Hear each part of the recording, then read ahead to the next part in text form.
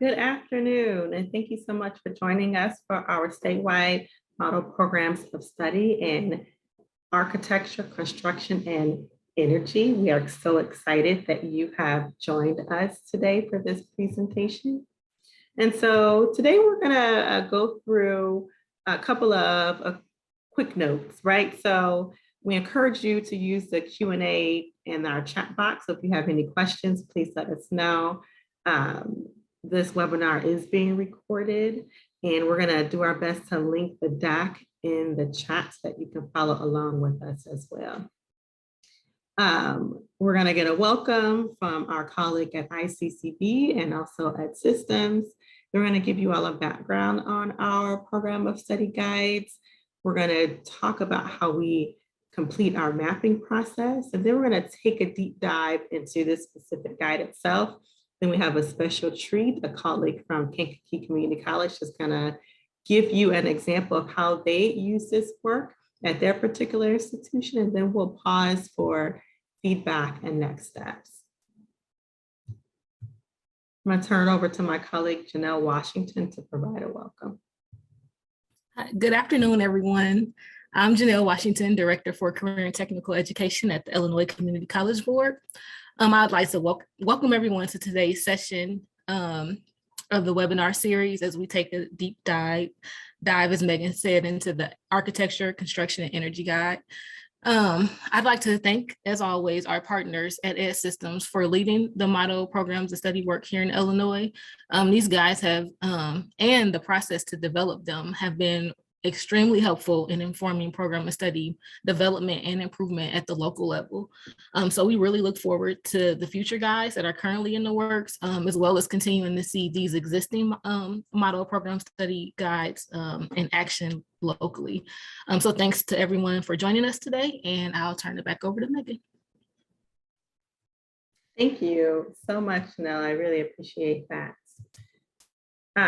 Again, my name is Megan Mitchell. I am the Pathway Manager at EdSystems. I'm going to turn over to my colleague Juan to introduce him. I'm sorry, John, to introduce himself.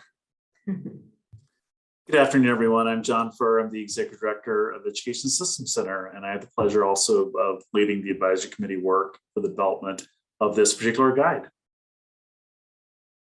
I'm so used to saying Juan because Juan is normally my partner in crime in this work. Sorry about that, John. I apologize. So EdSystems. So our mission is to shape and strengthen education and workforce systems to advance racial equity and prepare more young people for productive careers and lives in a global economy. And so we do that through multiple ways, right? So through college and career pathways, we create bridges to post-secondary attainment. Then we also do extensive data impact and leadership. And so some things that are important to note is that our work is statewide. We engage in multiple community networks, and we do our best to be innovative and on top of what's happening around us. So next, I'm gonna give you all a background on our model programs of study. And so why develop statewide model programs of study? And so the purpose of our guides are to provide guidance for local programs to adopt or customize as they develop programs of study for approval as part of the Perkins 5 plan. And so what's important to note is that we help identify priority dual credit and early college courses that are foundational to a particular industry area and well situated for statewide scaling and articulation. And so we also take it a step further by defining competencies that should be sequenced across a program of study, a course sequence that prepare students for the future of work in a particular industry area. And so we identify key points for employers to support coursework and related experiences. Other things to note is that our intended audience for this work is high school faculty and administrators, and also college faculty and administrators and staff that work within the realm of pathways. We also intend this work to be beneficial for education for employment system directors. We also have 2 more programs of study webinars that are coming up on March 15th. We're going to showcase finance and business services. And then April 19th, we're going to showcase arts and communications.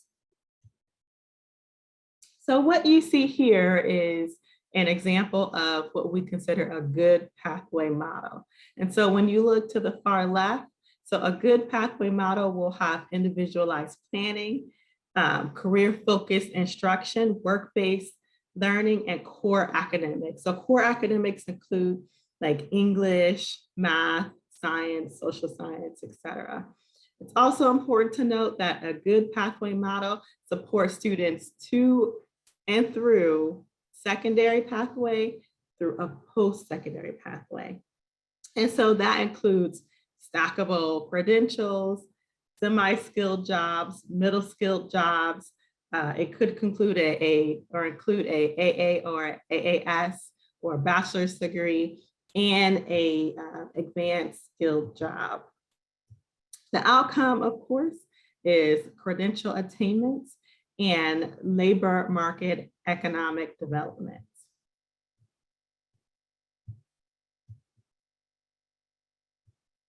And so all of these things are important because that is a credential for our pathway endorsements. And so that is a distinction that a student can earn in high school that shows that they have extensive courses within a particular industry area. And this credential is listed on their transcripts. We're going to talk a little bit more about that here.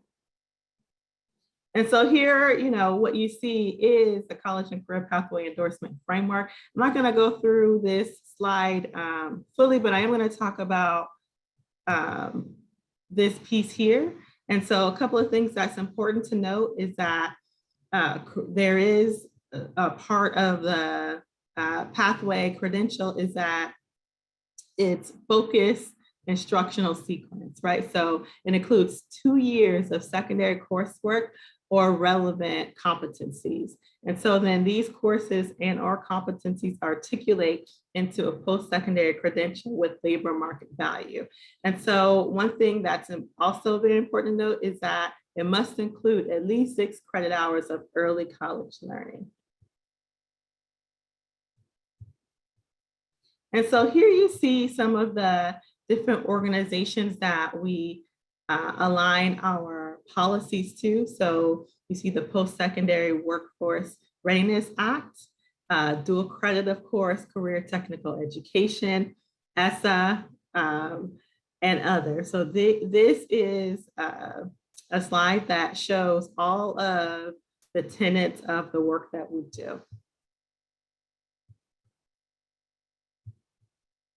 And so one thing that we want to be clear is that a good pathway is going to make sure a student is college ready, career ready, and life ready. And so we do that through a series of steps. So the first step is that creating foundational skills for all careers, right? So we want to make sure that the students receive skills that are employable and in an entrepreneurial spirit, and that these are embedded in a high school experience. We want to make sure that students have an opportunity to understand and be a part of a work-based setting and robust experiences and problem-solving based learning. Next, we want to make sure that these particular programs accelerate a student towards a career area. Again, that means multiple years of coursework within a particular sector. It means an emphasis on early college credit or coursework in that area. And that work goes beyond the traditional high school CTE and industry credential and includes complementary education or general education courses. And lastly, we want to make sure that a student is academically ready for college. That means that they are required to have success in college level career focused courses and electives, and that they're ready, right? And have place or eligible to place within math and English courses that are at college level.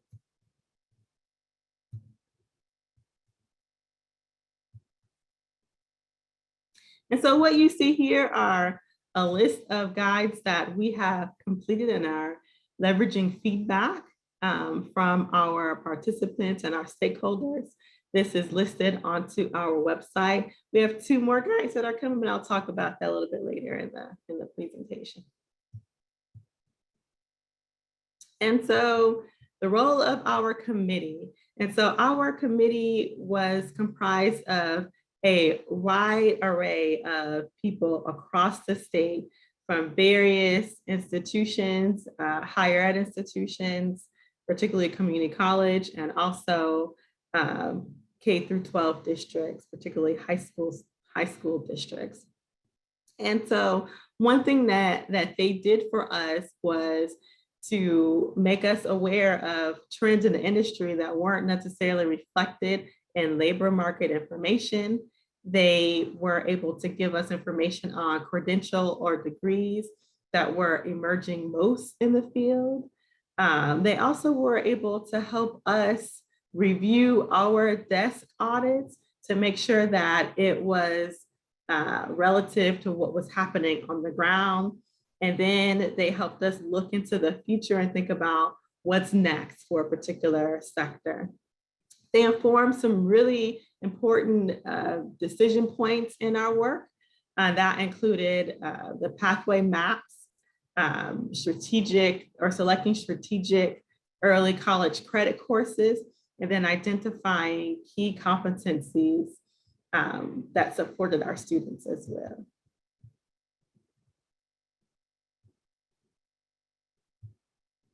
All right, next I want to talk a little bit about how we mapped our work. And so as you can see here, these are the steps that we took or that were part of our mapping process. And so this generally took about 6 months from beginning to end. So in this moment, we're going to talk a little bit about how we determine our promising credentials for and our stackable degree / certifications or certificates. And also how we identify high priority occupations. And so what is a high priority occupation and a promising credential? So we use the the Department of Labor data and the MIT living wage calculator for the state of Illinois as a reference. And so we define a high priority occupation as an occupation with a positive growth outlook and whose salary are near or greater than the living wage of 1 adult plus 1 child in Illinois. And so furthermore, a promising credential is a degree or a college certification that immediately prepares an individual for an entry into a high priority occupation with the focus on credentials. Typically, these are available within our community colleges, but also note that these credentials can be a precursor or stackable towards a high priority occupation as well.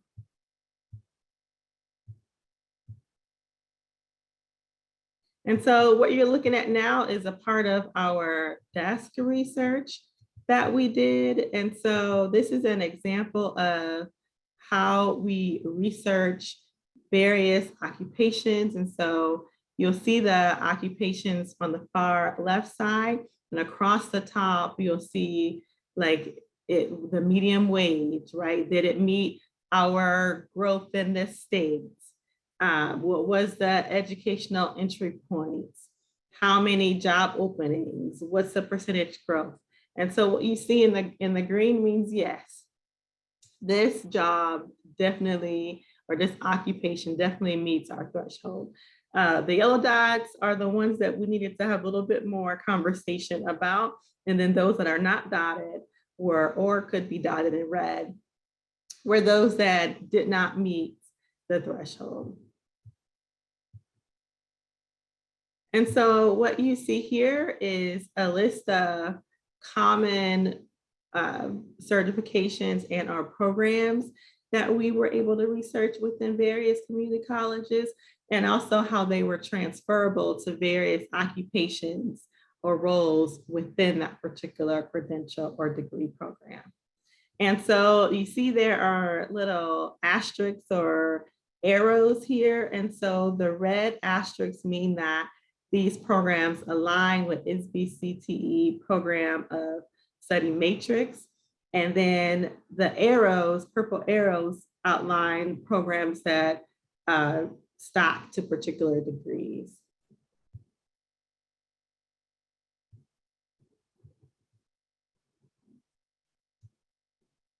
Next, we're going to talk about how we identify strategic community college courses.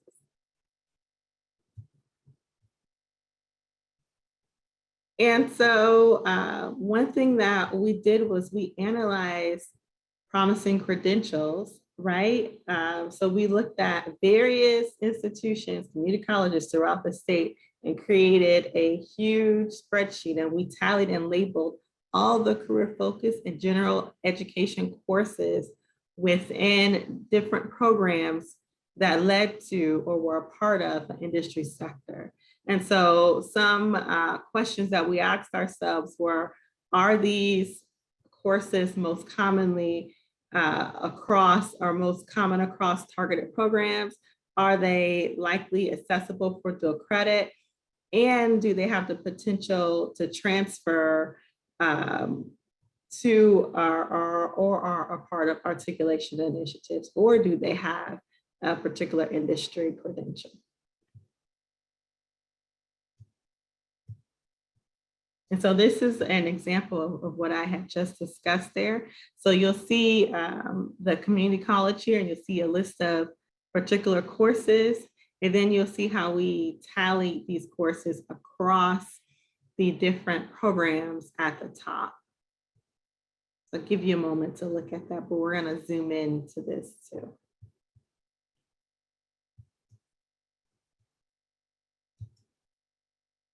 And this is just a closer look into that same slide.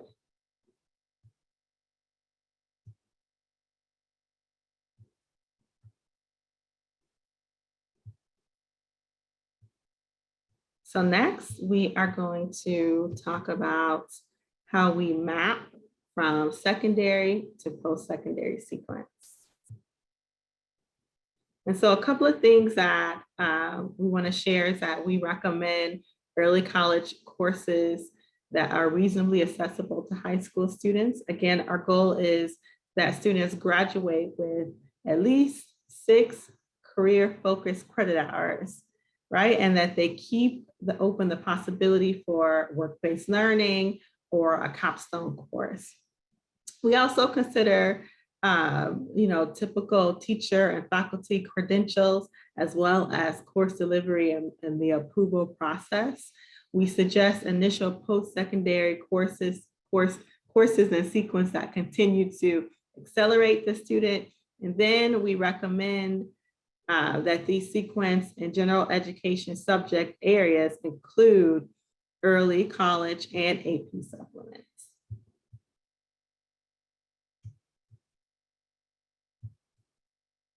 Next, I'm going to talk about how we identified technical competencies. And so one thing that we did was we selected foundational courses in each model programs of study. And so these courses map to multiple credentials within an industry credential, and they could be accessed at college credit at the secondary level. And most importantly, they are not currently recognized by Illinois articulation initiatives. And so we determined a set of technical competencies for each course. And so that meant that we collected many syllabi from these courses and looked at the objectives and the overlap that took place and pulled out those important concepts and used that as a framework to create many of the competencies. All right, so now I'm going to turn it over to my colleague, John, to take a deep dive into our guide. Thanks, Megan. So again, it's a pleasure to be with all of you this afternoon. Megan was providing the overview, right, just generally how we approach this process across all of the model program of study areas. What I'm going to do is explain how that was brought to bear in the architecture, construction, and energy guide, and really deep dive in those different segments that Megan had talked through how we approach that process. So as we go on to the next slide, and there was a link that I put into the chat of generally, you can go to that website, you can download the full guide. So the full guide is a 20+ page document that provides a bunch of detail, or you can also get this sort of one-page overview. And what I'm going to start through as you read this, as you read these guides and documents, you kind of start down in the bottom right-hand corner, and that goes back to what Megan had talked about, the process, right? Starting with those job opportunities, which jobs are growing within this field, and what can provide the opportunities for students to earn the living wage thresholds you had talked about. Then being able to better understand what are the different post-secondary certificate and degree programs that lead into those job opportunities, and then bringing that back down to the high school sequence, right? So that's the flow, bottom right, kind of up, and then back down through that high school course sequence. So as we go on to the next slide, we're going to dive into that bottom right-hand quadrant. Sorry, some sirens in the background here for me. But you can kind of see there on the left-hand side, generally how we were grouping the occupational areas and the various job opportunities within this field. And you can see there's 5 groupings. We kind of split up the technician roles between those construction trades and the energy technician opportunities. Then getting into HVAC and refrigeration, HVACR and weatherization roles. Then moving down to architecture, CAD and surveying, and then moving into construction and the energy management fields.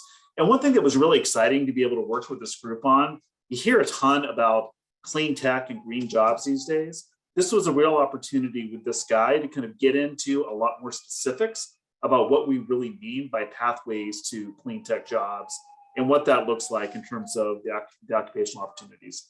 So when you look at these jobs, one of the great things about this field, right, is almost virtually all the jobs that we looked at are meeting that living wage threshold. There's actually some, when you look at the solar photovoltaic installers, that based on kind of the data was just below the living wage threshold, but all the rest of the other career opportunities that we were looking at were generally meeting that approach, but we still wanted to include that as a job that's showing some extreme growth. And one thing is you look at this, I know that people oftentimes when you think about the trades or jobs in construction, the energy related fields, you think about those kind of top level jobs in construction trades. People oftentimes don't think about the HVAC related jobs. So you can see in the job growth that there's a number of great job opportunities that are growing in terms of the installers and the supervisors within that space. You can also see at that bottom level, construction managers is another really good job within this field, which we expect to see significant growth over the next 10 years. And when you look at the last line for energy auditors, again, that's a job that no one really thinks much about oftentimes, but it pays well. And also we're expecting significant growth, which I think is only going to be more and more increased with state and federal investments within that space. So kind of going from that occupational area, so go to the next slide. This begins to show how those occupational areas play into the post-secondary options and the programs that lead to them. And that first level row for construction trades, for the trade apprenticeships and certificates, again, typically these will be offered oftentimes through trade apprenticeship programs or through certificate level programs at the community college system, leading some, oftentimes from that initial certificate to advanced certificates, and having the ability to continue to progress in supervisory roles, with sort of adding on additional stackable certification. For many of the other roles you can see below, you oftentimes can get that initial certification to move into those job fields and the energy technician fields, also within the HVAC related roles, but there's also the ability to progress at many Illinois institutions onto AAS degrees that can stack into those Bachelor of Science degrees as well. Within the architecture and surveying field, the jobs we were looking at is certainly CAD and architectural technology roles, which are accessible through that AAS. If someone does want to pursue architecture, as their career. And I got my bachelor's of architecture many years ago. But that is a job opportunity where you do need to move on to both that bachelor's degree and typically a master's degree to be able to practice and to meet the licensure requirements. One of the things that came out in our discussions was that it's actually an area where students should get a pre-architecture AAS rather than a general AA degree if they want to transfer to a bachelor's of science and architecture, because they need to be able to enter that at a junior level within their studio coursework. And there are stackable AAS degrees throughout Illinois that allow students to do that, where they're not going to be on track if they come in from AA programs.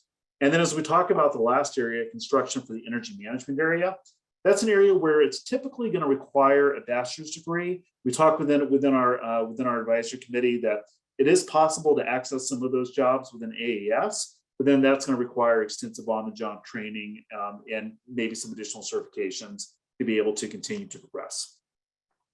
One other thing that I do want to that we dove into within our advisory committee and that is highlighted within the guide is making sure that students who are pursuing these fields and thinking about the post-secondary programs are very much aware and are thinking through the opportunities for union versus non-union pathways. And so this is, there are very different routes into the construction field, depending on whether or not a young person is pursuing a trade apprenticeship route or is looking at some potential non-union training and programs to move into that.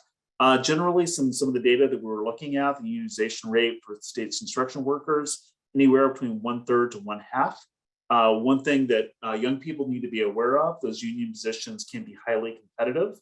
And oftentimes when you look at the data, and this isn't going to be true for all places, but when you look at the data statewide, relatively few students are coming immediately out of high school and going into those trade apprenticeship routes. So they're oftentimes getting experience elsewhere, maybe with a non-union role, maybe going on and training in community college or perhaps trying a totally different field before they come back and are moving into that trade apprenticeship roles. And that is one thing where we think that's an opportunity for pathways. So if you're involved in a high school pathway coordinator, how can you start to pursue and strengthen some of those relationships with the trade apprenticeship programs so that there's increased opportunities for high school graduates? This is an area as well where the wages can vary significantly. So non-union starting positions are typically closer to the minimum wage. Whereas when you look at the trade apprenticeship opportunities, that's benchmarked to the union journey worker wages and are going to be higher in terms of most locations for what students can earn on an hourly basis. But of course, what you earn over the course of the year isn't just your hourly rate, it's actually how many hours you're working, right? So that's something students need to know and to be able to think about. The annual compensation levels are going to be really dependent on the number of hours worked. And there might be some non-union opportunities where it's going to provide a more constant flow of jobs than can some of the trade apprenticeship opportunities as well.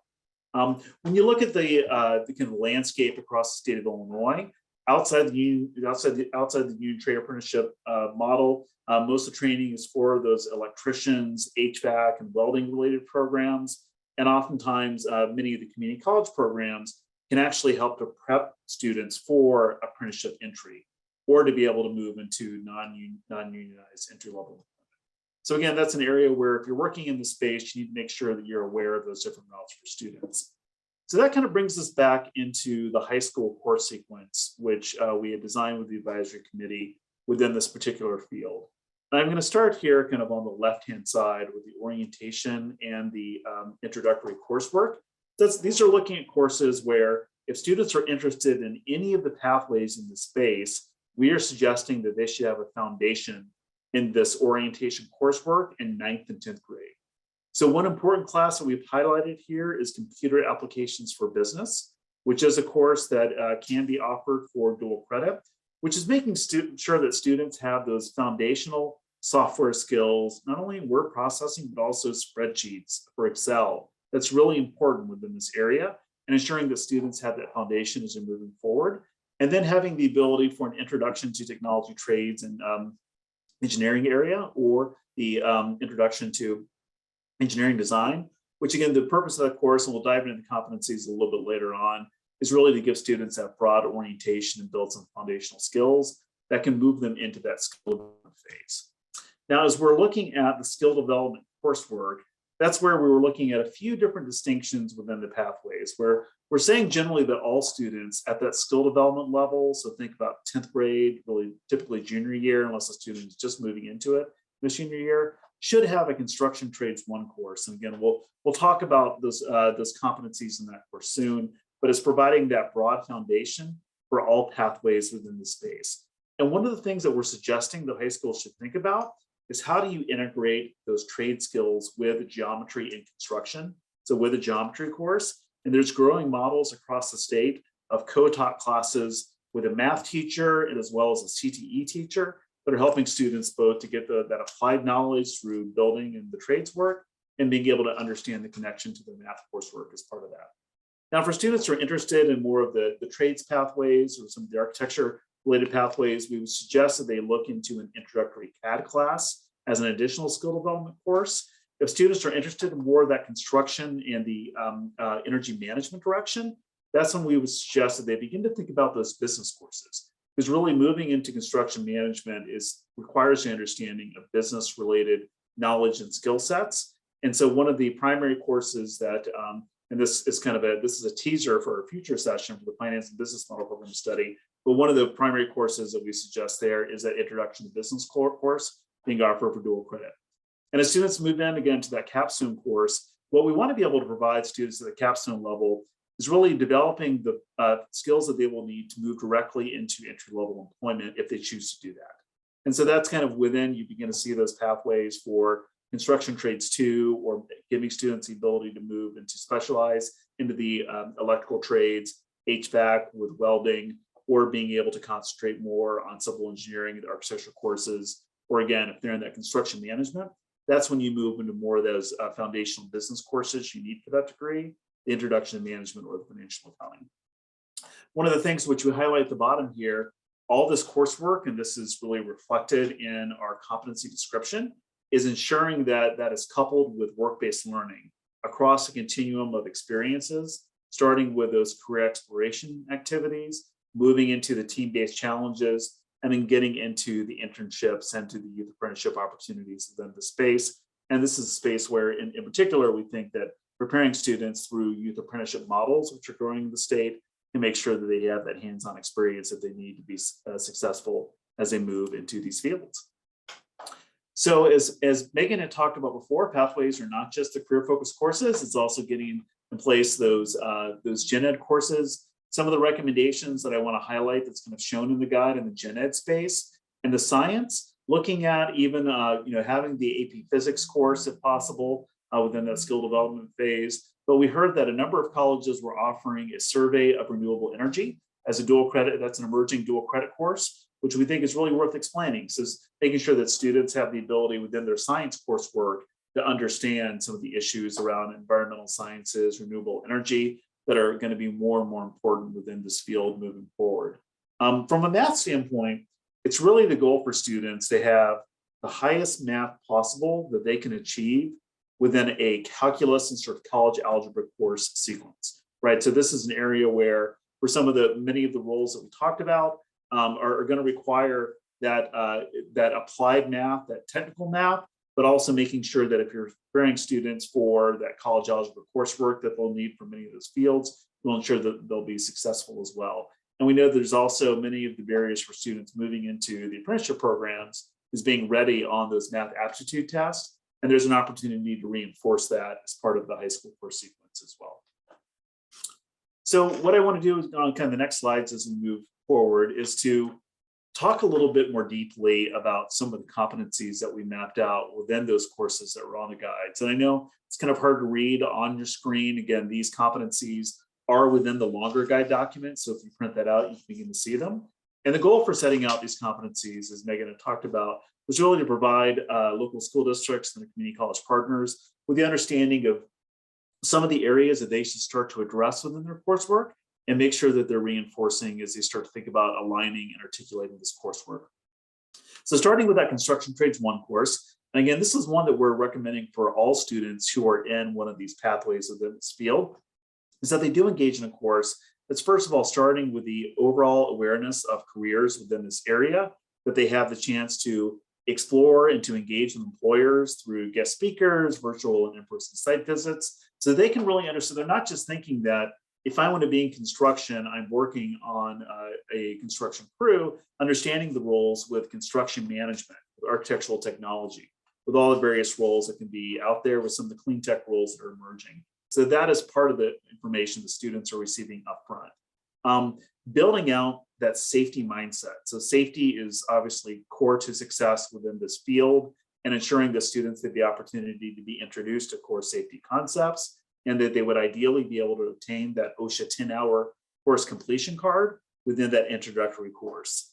Then building students some basic skill sets within their understanding of tools and material handling, measuring and scaling, but also introducing them to the overall design and construction process, right? So they know where the different occupations kind of fit in the holistic process, from designing a building or a home and moving on through the construction, and even moving into some of the energy management related components.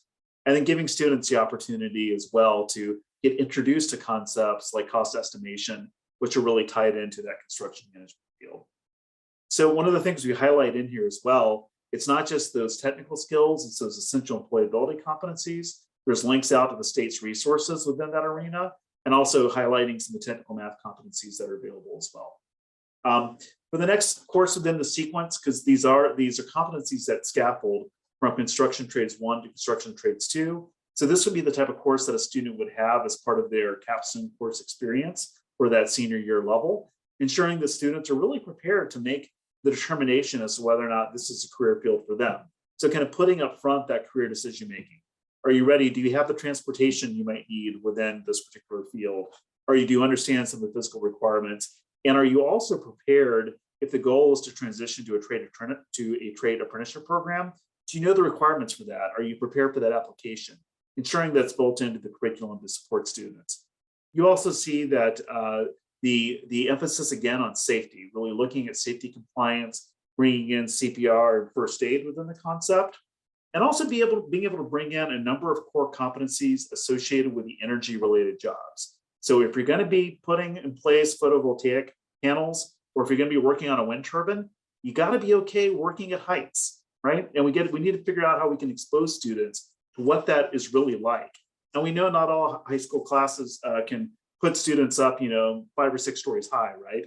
But we have the ability, even with virtual reality and with other ways, to introduce students to those concepts and to think about when we begin to understand what working at height truly means.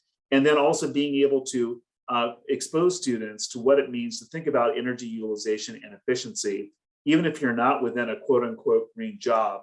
That's something you're going to need in any of the trades areas moving forward as these young people are moving into their career.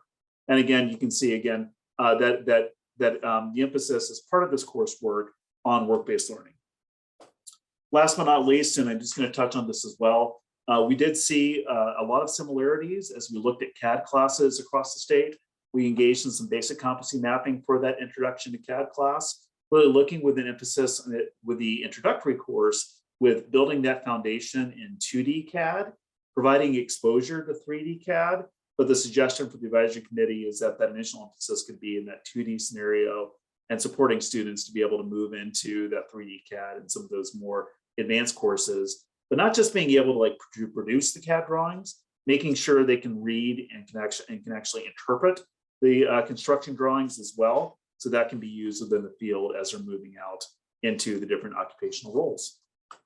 So again, we'll welcome any questions and feedback as we get to the end about some of the layout for this pathway and how this was designed. But for now, I hope that if Patrick's here, we want to go ahead and transition over to him to talk about how some of these programs are operating at Kankakee Community College. Could somebody give me John, could you give me a thumbs up if you can hear me? Thumbs up.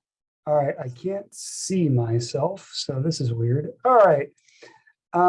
Okay, so my name is Pat Cleet. I am the program coordinator of the Electrical Engineering Technology program at Kankakee Community College. We're about 75 miles south of Chicago. And I was asked here, I was a part of the initial committee to help set one of the committees to help set this up and to discuss kind of the layout in general of how everything works together. And I was asked to do a presentation today, a little bit about what we do here at Kankakee Community College. And so I will do my very best not to bore you. So in the business, technology, human services industry, we teach a lot of different programs, and we have a lot of different offerings, some which are more focused on what we're talking about today. Obviously, I'm very partial to the electrical engineering technology program because our manufacturing base and is so diverse here in Kankakee Community College, in the counties that we serve. We, by nature, then have to be extremely flexible in what we offer. So a number of our programs, what we do is we have just an associate degree, and then within that, we have a number of tracks. So, under the electrical engineering technology associate's degree, a person can get a number of different tracks based upon what they want. So they could do the renewable energy track, which I know is a very popular one right now. They can do the industrial electrical track, they can do an instrumentation track, and then they can do a machine maintenance track. And the idea is that we want people to get an associate's degree, but being an electrician means a lot of different things. And so here's an example. In 2008, 7 and 8, there was this huge boom. Every community college in the country was trying to start a photovoltaic course, right? Just like that, they were trying to start up. Well, by 2012, about 80% of them have failed. So what we did was we embedded that photovoltaic course into our associate's degree, so it's always available. It's not a standalone degree by itself. And so, and this is known. This isn't some magic number that only I know, but that's just kind of it's been building up over time, again, to where we're offering more photovoltaic courses, but we embedded it into a pre-existing degree or an existing degree.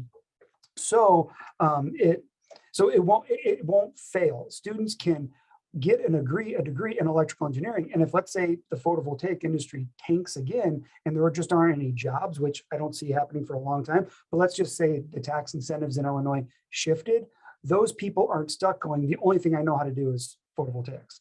They'll also have hands-on experience in other degrees. They can become a residential electrician, things like that.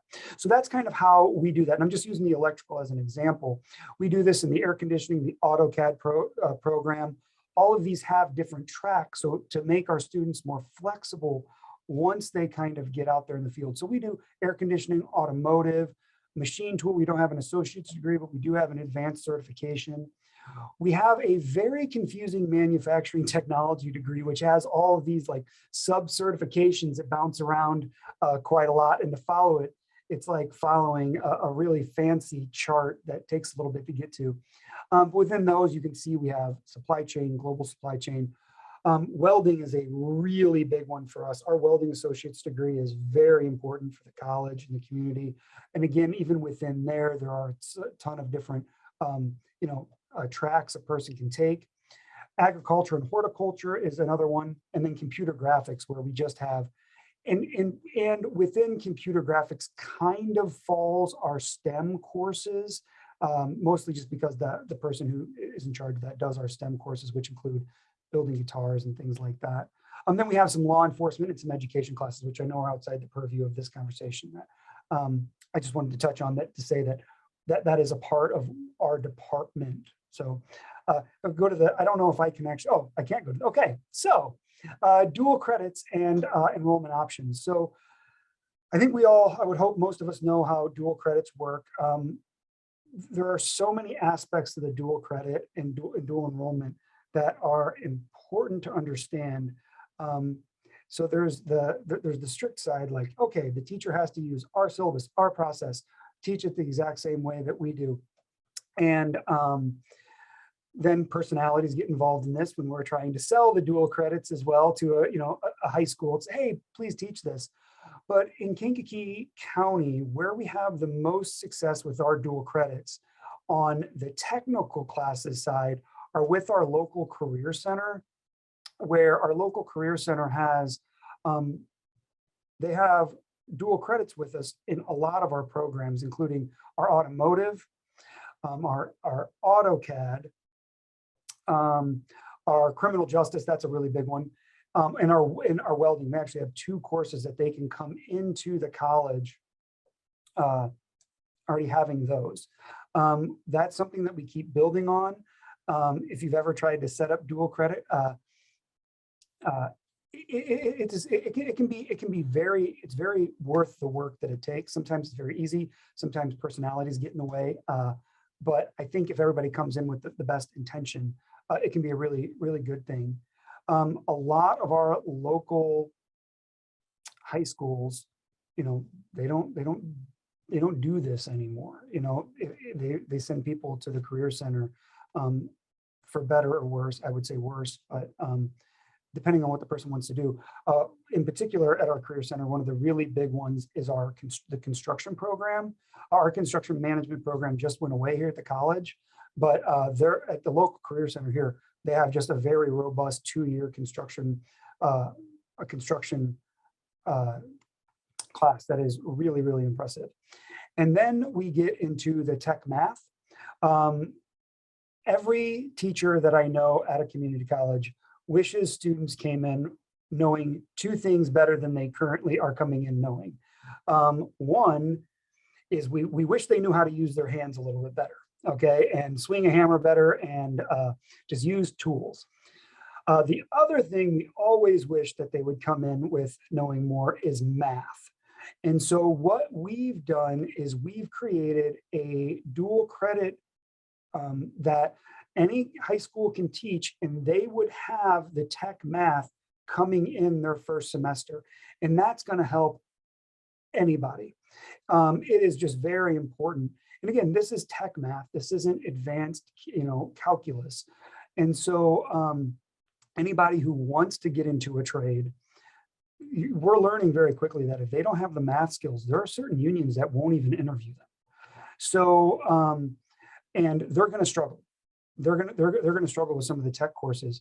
And so what we've set up is a dual credit to where a student can hopefully take a tech math class. And there are a number of high schools. We serve a lot of high schools that are doing this.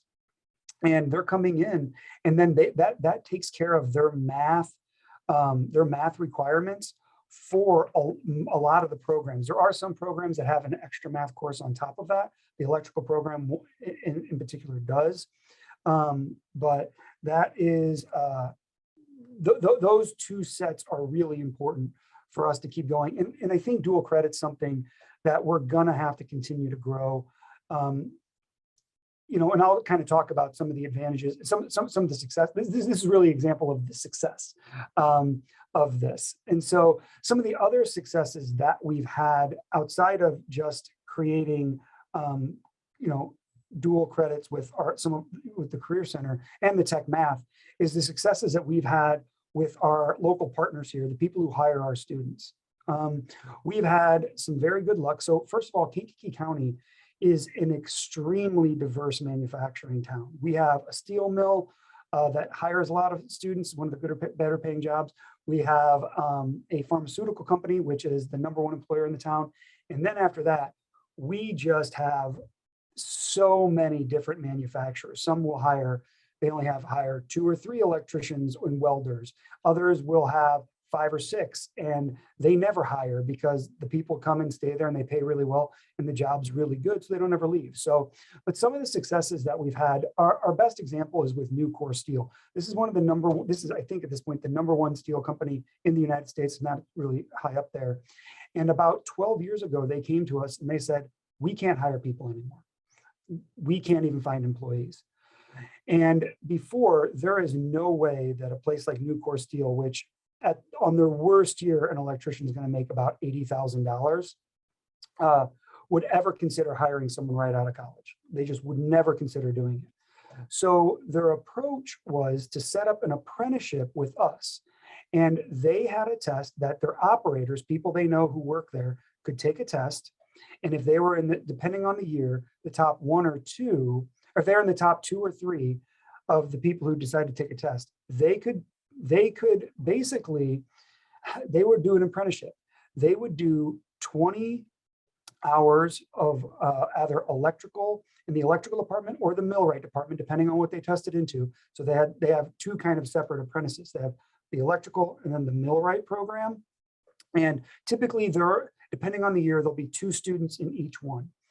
And the millwright program is a 2-year program. So for 2 years, their employee works for 20 hours and comes to school for 20 hours.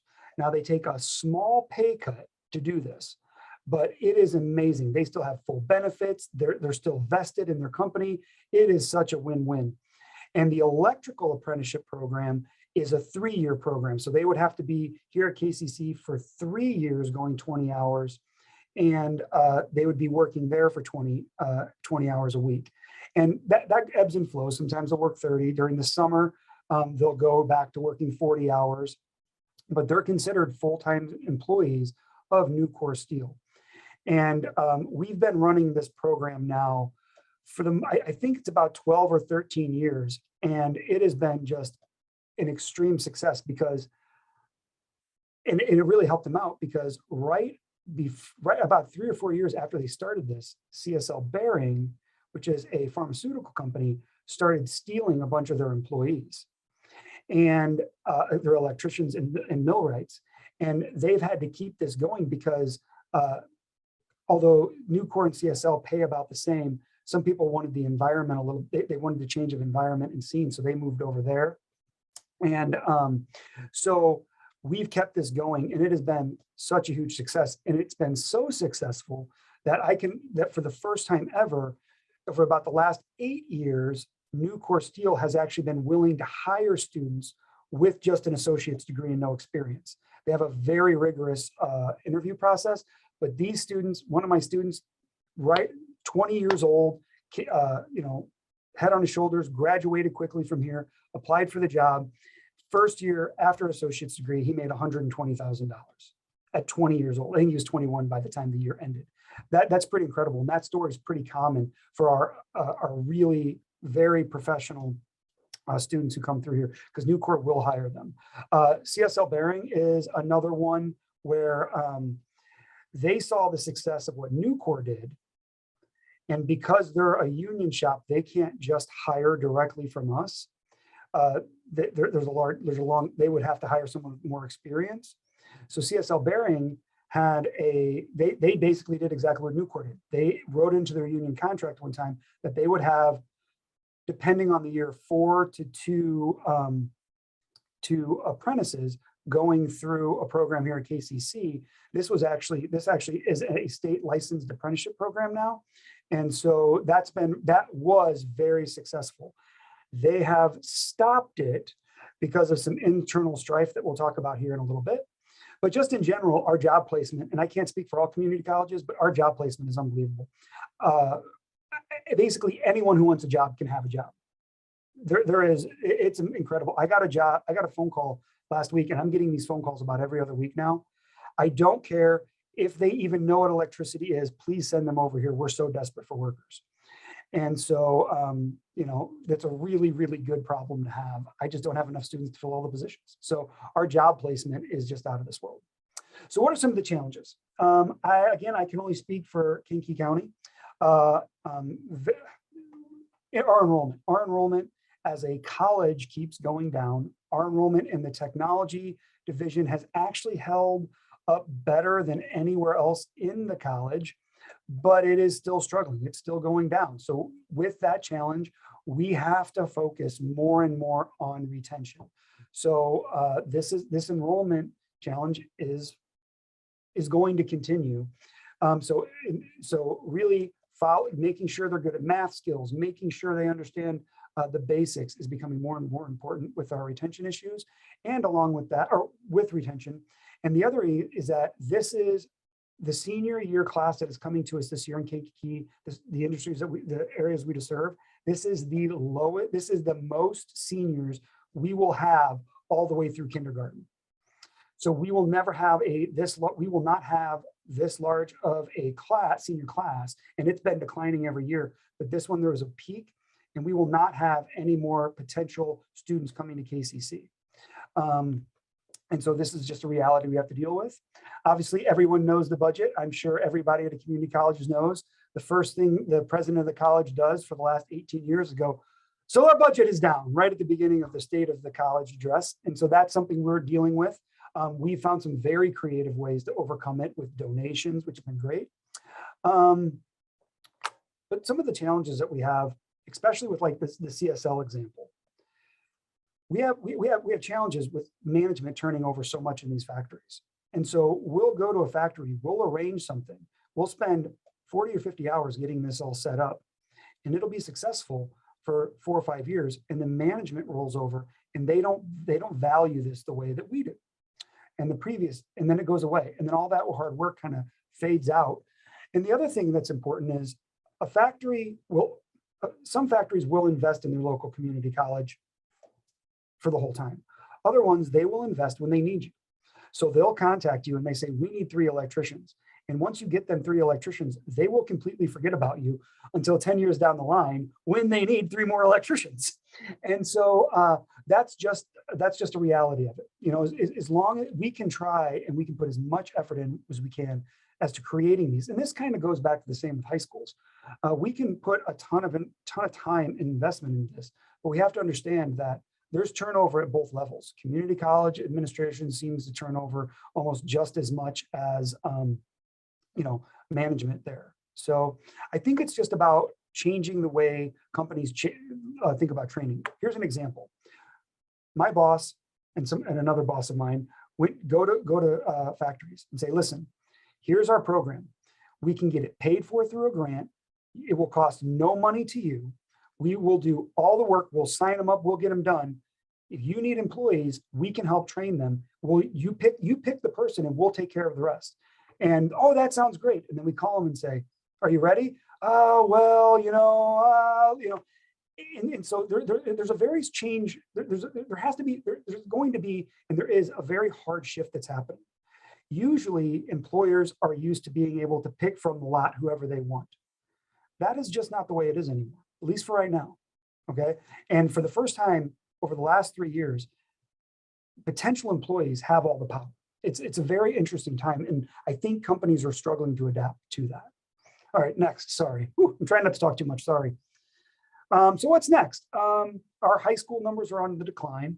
So now our job is to try to convince more of the high schoolers to come here instead of going to a 4-year university, okay? Or to come here first, right? And so we really need to understand that when it comes to all of these programs, when it comes to, any of them, and we just have to be more flexible, So we have to be more flexible with how we treat students. And I think all community colleges are doing this, especially with hybrid models and things like that. And I think that's it. I think maybe I've talked too much. So there you go. I was told I had 15 minutes and I tried to time it out just to that. So there you go. Thank you. Go ahead. Thanks, Pat. Yeah, thanks, Pat. Really appreciate that.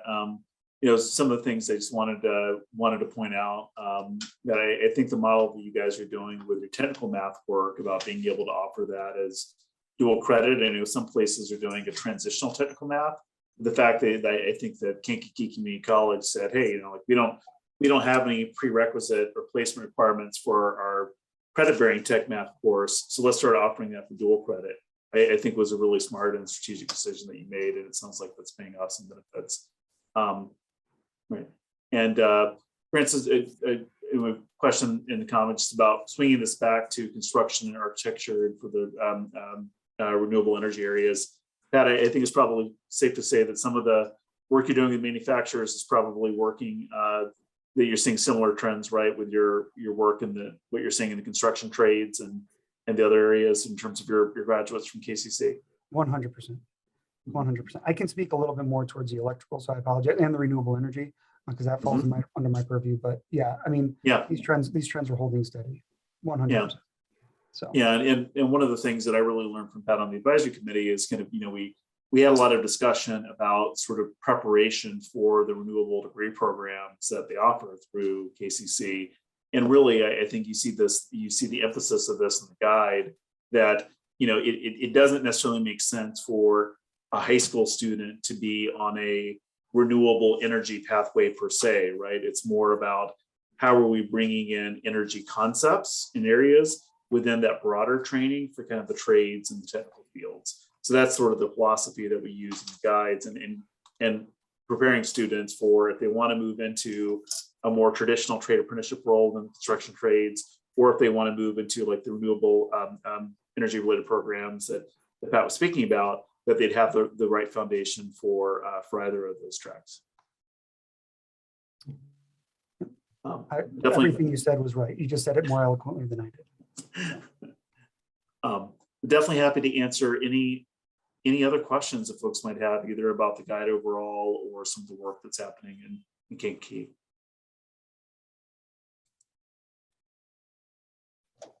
Well, Patrick, again, I just want to reiterate our gratitude for you and taking the time to co-present with us. The information that you gave was simply amazing and insightful. And so with that, I want to ask our attendees if there are any thoughts or concepts that are still circling in your mind, or if there's a thought that squares your thinking, or if you'd like to share 1 to 3 takeaways, if you could drop that in the chat, that would be great. Mm-hmm. I see a question here from Jake. And so this question I'm sure is directed to you, Patrick. It is, what are some examples of team-based challenges that I can integrate into my curriculum? Well, that I guess depends on, so that depends on what that depends on what the criteria are, obviously. So, you know, if it's for like the hydraulics and the pneumatics, they have this pneumatic bike competition through the International Fluid Power Association, or the NFPA actually does it, not the National Fire, the National Fluid Power Association. People get those confused. And then it just kind of depends on where you live. Those are the sort of things that you do. There are a number in the electronic world where you do team building things. But for us, we do team building, maybe not necessarily competitions because we're not really competitive with anybody. You know, we do a ton of team projects here, especially on the photovoltaic side. My goodness, we've gotten so many donations. They're always putting solar panels on our building. We're going to be completely off the grid if it continues like this within the next 5 years, because they're constantly doing those type of team competitions. So I'm not sure if that answers the question, but. Yeah, and I also want to take a crack at that as well. So, you know, when you look at the definition of team-based challenges at the high school level, you know, the basic definition is just looking at providing students with the opportunity to engage in an authentic problem that's been, and having the opportunity for mentoring and engagement with employers or other adults and professionals that are within that field. So one of the examples, you know, that we talked about within the basic kind of entry-level construction trades classes is really just being able to get the authentic project where students can, you know, even in that entry level, have the ability to have experience with basic concepts of framing and drywalling and finishing, right? But having to understand the specs and requirements for that, and not have it be something, you know, that is totally outside of a context of what they might see within the real world, but looking at a component of a project for residential construction that they would have to be able to work toward as a group in terms of building that out. So those are some of the examples I know that we talked about with the advisory committee, but I also want to say, you know, I think that's example for the solar installation, and there's been, there are a number of kind of high school oriented or community college projects within solar installation components as well, that I think could be brought to bear and kind of meet that criteria for team-based challenges. And I'll just make kind of a general statement that, like, at the community college level, we definitely just want them to know things. You know what I mean? And so, yeah, that you're exactly right. So, I mean, the more they know, the more versatile they're going to be. Thank you, Patrick and John. I appreciate that response. Again, if you have any other thoughts or concepts or takeaways that you like to share, we have another opportunity for you all to do that through our survey. So if you have a cell phone in front of you, I'm going to ask that you take out that cell phone and take a screenshot of this QR code. And so this QR code is going to take you directly to our survey. Another special note that I want to make sure I discuss is that I'm going to email this out to you as well, along with the recording, the slide deck, and another copy of the guide itself, so you all can have that as a resource for you. And so some of the survey questions that are going to be in the survey that are important for us are questions about the model programs of study itself, right? Like we want you to assess the implementation of the guide for your particular institution. We want to know if you were on the advisory committee and what that felt like for you. And then we want to know, what are your thoughts about this webinar itself, right? Like, were we missing any concepts that were important for you to note? Again, I'm going to give you one more chance to go ahead and, take a picture of that QR code so that you can send us that critical feedback. All right, another important thing to note is that we have 2 more model programs of study webinars that are coming up in the very near future. So mark your dates for March the 15th and also April the 19th. So the 15th, we are going to showcase our finance and business service guide, and then also our arts and communications guide. So please, please, please register for these 2 webinars and add them to your calendars. And then lastly, just in the far future, near far future, I'll say, we're going to come out with 2 more guides. That's in human and public services and also hospitality and tourism. So keep a lookout for that as well. And then I want to put out a plug for our IWIN, which stands for Illinois Work-Based Learning Innovation Network. And so this is a hub of resources where you can join different webinars, sign up for a newsletter that's going to really highlight various work-based challenges and opportunities that you all can engage with. So I strongly encourage you all to take a deeper look at this. And I can send this out in the email as well so that you all can go ahead and learn more about this resource. Yeah, Megan, one thing I put that link in the chat kind of in response to a question about team-based challenges. There is a team-based challenge resource bank there. We frankly need to build out more resources within the architecture construction for the energy related space, but we also welcome you all to be able to contribute to that. So if you're doing really cool things in the work-based learning space in this field, we'd love to get resources from you to be able to help populate that bank as well. All right, friends. Well, that concludes our webinar for today. We are going to hang around for a bit. We're going to stop the recording. So if you have any questions that you want to ask us while we're here, we'll be happy to answer them.